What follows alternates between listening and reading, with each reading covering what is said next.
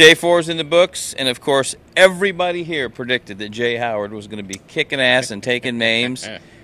Top of the time chart, the 2006 Indy Lights champ, 226 miles an hour. Hadn't been in a car since 2011. That means what to you? Good for Jay. Good for his sponsors. Good for Sam Schmidt. They were happy. Saw that number go up really early in the session. The entire team, the entire Schmidt team was looking at each other like, cool, all right. I don't want to say they didn't expect it, but they didn't expect it. Yeah. But that's the cool thing about Indy. We get a little bit too comfortable, Robin, right? Hey, Marco Andretti's fastest or Will Power's fastest. This place can do some cool things. Great to see Jay, and also to have a team that, some sponsors we maybe don't see that often or hear from that often. They get a little bit of shine for 24 hours. His co-owner, co-sponsor, benefactor, Tony Stewart, was here for the first time, and he said, I'm going to leg chain him to the garage. He's not leaving. But what has he been doing? He's got nothing to do. He has nothing to do. He practiced for the little 500. The thing about Jay was he was a hell of a race driver and won the championship, the Lights Championship for Schmidt in 2006, ran the Indy 500 in 2011, and then didn't have any more money. He's 36 years old, but I asked him, I said, do you ever think you're never coming back? He says, well, I got an F4, Formula F4 team, and he said, my wife told me to go for it if I could get a chance, and, it wasn't like he was a bad driver. He was a good driver. He just ran out of opportunities, so it is kind of neat. Now, he was not the fastest guy there was a 19-car train going down here for like an hour, and Takuma Sato had the day's fastest time. No-toe with nobody helping him. Yeah, but, Takuma Sato had the fastest no-toe speed, but just picking out who has the fastest no-toe isn't necessarily the thing to look for.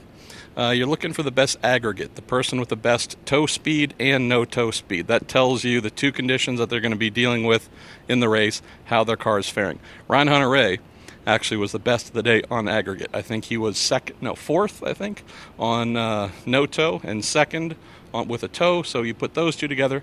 Sato, I believe, was ninth fastest in a toe, first without, so Hunter-Reay to me is actually the one where you go, all right, he should be sleeping happy tonight. We had some other fun stuff in the Andretti pits. I was down there. He came in after a run. There were 427 yellows today, by the way, folks. It seems like it was the wind mainly, just blowing stuff onto the track for debris, but happened to be down in the Andretti pits for a while. Hunter-Reay came in, and I couldn't quite understand why the mechanics were kind of flipping around and bugging out a little bit. Turns out at some point in time, maybe while he was on pit lane before he went out, maybe there was a bee that can fly 230 miles an hour. There was a big-ass bee that was in the cockpit with him. He came to a stop. One of the mechanics saw it, going to jump back. No one wanted to try and flick the thing off of Hunter-Reay. I think our friend Kyle Sagan is the one who put his life on the line and went in there and smacked the bee away, and Hunter-Reay got out. And right around that time, turned around and saw that Alonso was pitting, and it was really nice. I guess he's feeling charitable, want to make friends. Stopped by Jack Harvey's pits, much to their surprise. Kind of looked around, kept going again, and went up about 2 more stalls to his number 29 pit stall instead of the 98. So lots of fun there. And then we also had one pit stall where there was officially no fun today. Our friend Sebastian Bourdais and Craig Hampson, who was sick. Very sick, can't keep anything down. And then Sebastian's engine couldn't keep anything in, so not a lot of fun there for the Frenchman. Well, and Honda's lost, as you put in your story on Racer.com, Bourdais lost 2 engines in the last week, and Honda's lost 4. So I think there's a little concern, as you put in your story. But Buddy Lazier made it on the track for the first time. We have actually 33 cars have now appeared. I have a photo of it. There is proof. He didn't actually, he did get onto portions of the track. He was very good on the warm-up lane, but that's all that he did. So I think his official lap speed was something like 8.3 miles an hour. So, hey, it's faster than we went. That's right. Joseph Newgarden, the first real accident of the year, smacked the wall coming out of 1. It was a weird-looking crash, and he said, I guess it's my fault, but I want to see it again. The in-car, he was steering for all he was worth. He looked like he was running Eldora, and all of a sudden, boom. Yeah, I happened to be walking through Gasoline Alley when they were bringing the car in, and that stopped in front of me. Watched one of the IndyCar officials walk up to it and kind of look at the left front lower rear A-arm pickup on the car, and the suspension was clean gone. Usually when you hit the wall, you'll break the suspension in some way. There'll be something left behind, broken off at the chassis, the rod end or something. I didn't see anything, nor did he. I'm not saying that there was a suspension failure, but it just looked a little strange how clean that portion of the front suspension was on the car. Normally, you're looking for damage, you're looking for something hanging off, not a thing.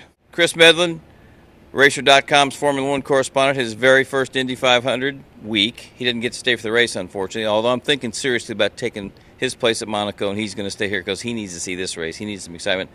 Kid, you spent a half hour with Alonso today, but just your general impressions the first 3 or 4 days you've been here. What do you think of this joint? Here it's incredible. I love this place. You kind of build it up before you get here, and then you get to have a look around, and it's as bigger than you expect, really. It doesn't matter how many times people tell you, you've got to come see it for yourself to understand that. But yeah, it's been awesome. Seeing the cars out on track, watched at turn 1, watched at turn 3, seeing pack running, it's been a hell of an experience so far. That's what I was going to say. You and Marshall went out to 3 because you watched the monitor and it looks like it looks so easy. What were your impressions when you got to see him up close? The speed it depends where you stood, because I was at the top at the back of the stand at first. You're like, yeah, that's all right, and then you get down right close to trackside, and it's incredible. I think you get a real impression of just the skill that the guys are taking to carry the speed through there, and how committed everyone has to be, especially in that pack running. That's when you start to see Fernando looking like he belonged a bit, but you're watching everyone run together, and you can see that the car's a little bit more nervous than it was when they're on their own. It's fantastic to watch, and just the way they're pointing it at certain places, and obviously you've got the safer barrier that then leaves, and they just let it run out. It's just, that takes big balls, doesn't it? It does. But I think Alonso, he was in at 4th today, and he looks comfortable.